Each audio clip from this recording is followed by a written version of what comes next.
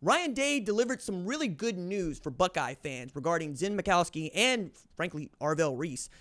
Zen Michalski might actually start on Saturday against Penn State, which is really good news for an offensive line that has not looked great this season and was still trying to gel when Josh Simmons suffered his injury at Oregon. And then you come back, you play Nebraska, you lose another left tackle in Zen Michalski to be carted off in the fourth quarter, and you got to slide Donovan Jackson out to left tackle, who's the left guard, in emergency duty. And it looked like they were going to go into this all-important game for both number 3 Penn State and number 4 Ohio State with a depleted offensive line, basically down 2 starters and playing 3 guards on one side of the line of scrimmage. I think knowing that Donovan Jackson is an All-American left guard only makes you feel so good about playing left tackle because it's a different position in the way that tight end is different from wide receiver, in the way that fullback is different from tailback. However, Day was quick to say, we're going to evaluate the offensive line this week, and if he still feels like the best option and is healthy to go, they're going to go with Zen Michalski.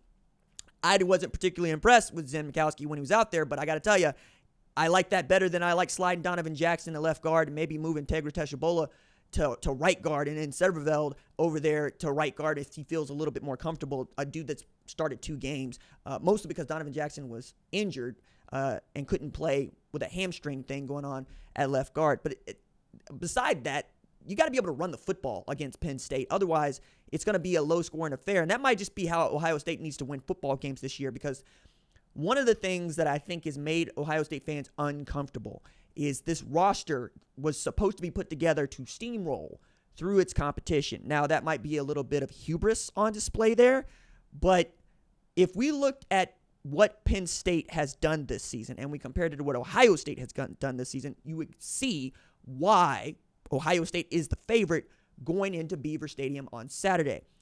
Penn State is the number 3 team in the country, with its best win being against Illinois, right? An Illinois team that Oregon stomped out 38-9, an Oregon team that got past Ohio State 32-31, but it wasn't like Oregon blew out Ohio State at any point. And we'll talk about this more as we get into the live show tonight, but I thought that this was good enough breaking news to talk about, along with Arvelle Reese being available for the entirety of the game against Penn State after a targeting call against him was overturned. It's great news because he's your number 3 tackler, especially at linebacker. I mean, we're talking about Cody Simon being pretty good, right? Sonny Styles still rounding into the kind of linebacker I think he could be, giving me real Baron Browning vibes.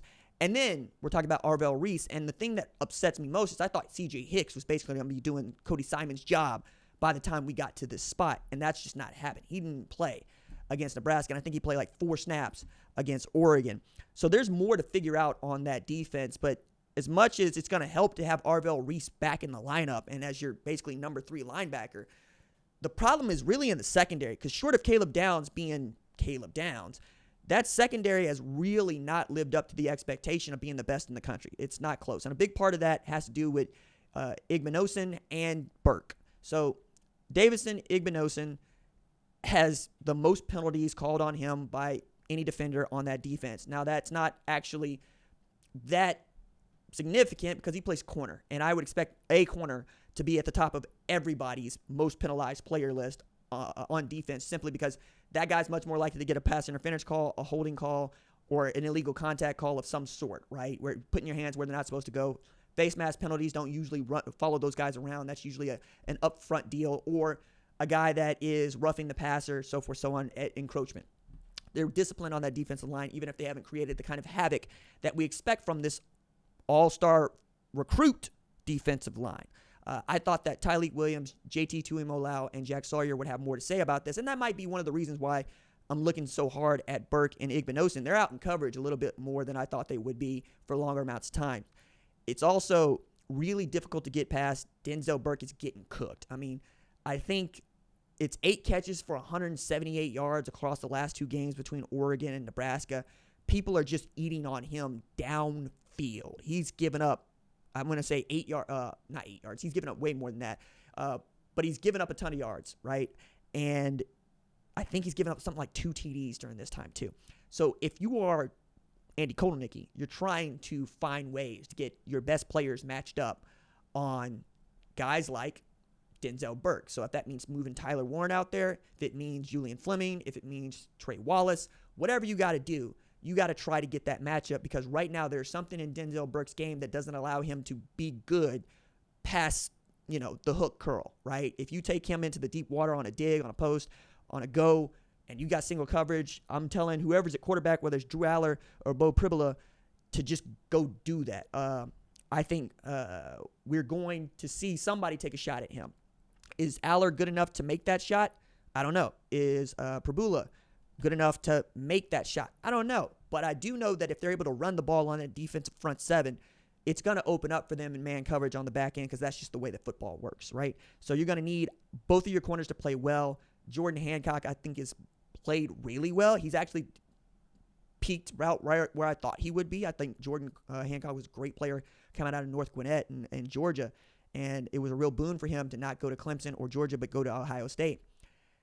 I'm still coming back to who's going to run the ball best, because both of you got great tailbacks, right? Nick Singleton, Katron Allen, great duo. Quinshon Judkins, Travion Henderson, great duo.